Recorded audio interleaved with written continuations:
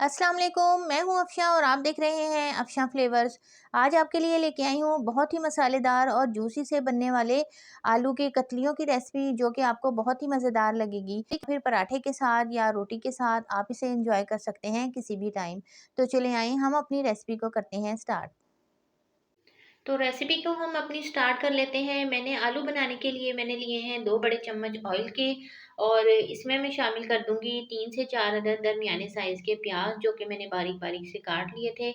इसको आपने कर लेना है गोल्डन ब्राउन, और प्याज़ मैंने थोड़े से इसमें ज़्यादा डाले हैं ताकि हमारा अच्छा-सा इसमें मसाला बन जाए।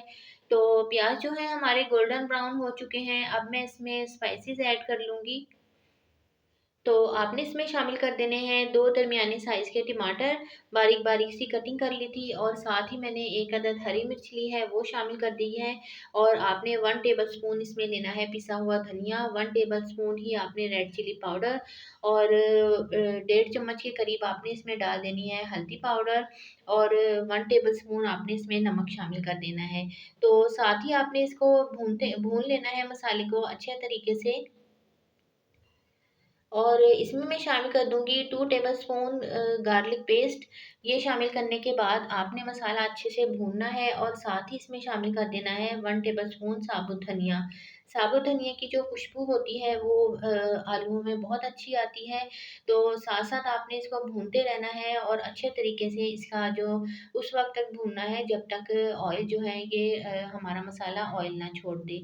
तो हमारा मसाला जो है वो भून चुका है। अब इसमें मैं शामिल कर दूँगी आलू। आलू जो है मैंने गोल-गोल काट लिए थे।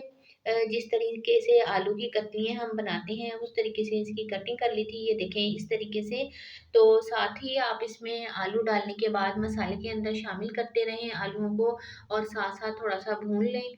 और फिर मैंने इसमें शामिल कर दिया है तकरीबन डेढ़ गिलास के करीब पानी, क्योंकि हमने आलूओं को गलाना है। मैंने आलूओं की जो कटिंग की थी वो बहुत ज़्यादा मोटे-मोटे से नहीं काटे थे, बल्कि दरमियाने साइज़ की कटिंग की थी, जो गोल-गोल मैंने आलू काटे थे।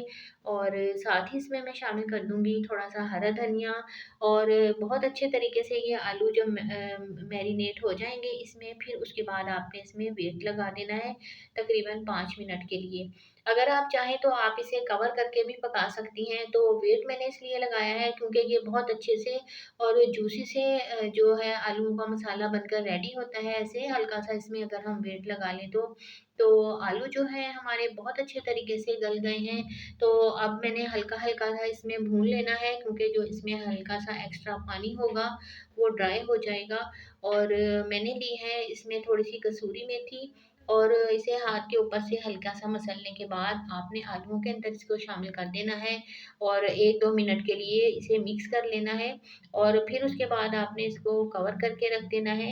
ये देखें आलू जो है हमारे ऑयल छोड़ रहे हैं, और साथ ही हमारी मज़ेदार सी आलू की फ़्रेज़ी बनकर रेडी है। कतलियों वाले आलू आपको बहुत पसंद आएँगे अगर आप इसको बनाएँगे मेरे स्टाइल से और मेरे तरीके से। तो अपना बहुत ज़्यादा ख़्याल रखिएगा। Take care. अल्लाह हाफ़िज़।